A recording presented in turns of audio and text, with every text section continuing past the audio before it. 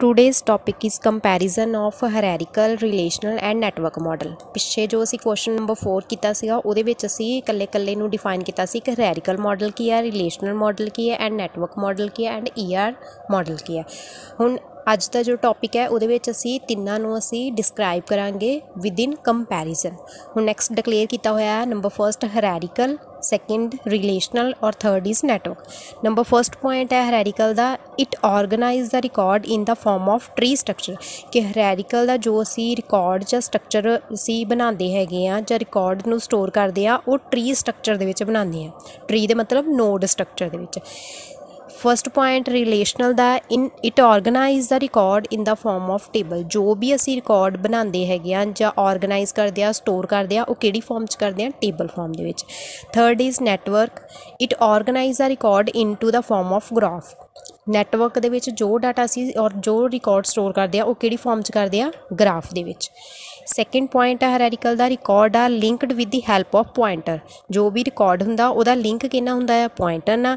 और रिलेशनल दा second point, record are linked from to the help of row and column.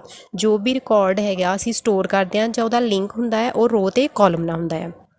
Network का second point, record are linked with the help of link list. जो भी record हैगा या जो भी डाटा उहदा लिंक कितना हुंदा है, लिंकड लिस्ट ना। थर्ड पॉइंट hierarchical दा, the model data is independent कि इहदा जिहड़ा hierarchical डाटा मॉडल हैगा वो किसी ते भी डिपेंडेंट नहीं हुंदा है, वो इंडिपेंडेंट हुंदा है। Same as it is relational, the existing data is independent. Relational data model जिहड़ा हैगा उहदा भी डाटा किसी ते डिपेंडेंट नहीं हुंदा, वो भी इंडिपेंडेंट हुंदा। और number third is network, the existing data is independent.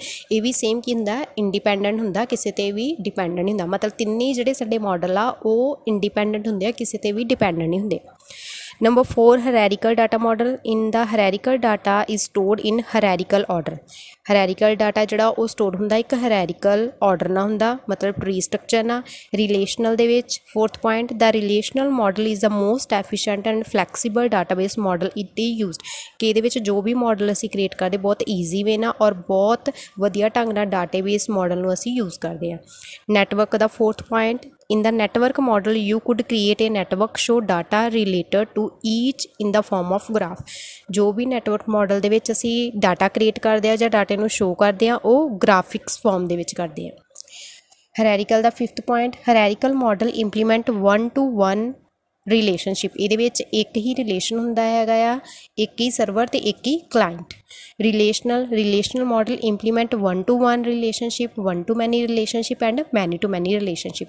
Relational model दे विच असी जिहड़ा रिलेशन इंप्लीमेंट करते हैं डाटाबेस का उहदा 1-to-1 भी हुंदा, 1-to-many भी हुंदा ते मैनी-to-मैनी रिलेशनशिप भी हुंदा।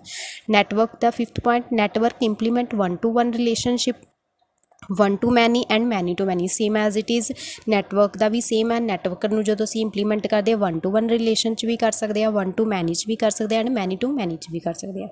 लास्ट पॉइंट 6 हैगा आ hierarchical दा, it is very difficult to delete parent node कि इहदे विच जदों असीं स्ट्रक्चर बनाया हुंदा हैगा नोड दे विच ते इहदे विच जदों असीं पेरेंट नोड नूं डिलीट करना होवे जां पेरेंट दे रिकॉर्ड नूं डिलीट करना हुंदा वो बहुत ज़्यादा की हुंदा, डिफिकल्ट हुंदा।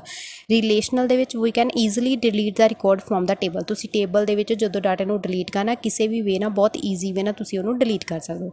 Network, it is easily delete the record. Network form दे विच भी असीं जदों डाटे नूं डिलीट करना बहुत ईजी वे ना डिलीट कर सकते हैं।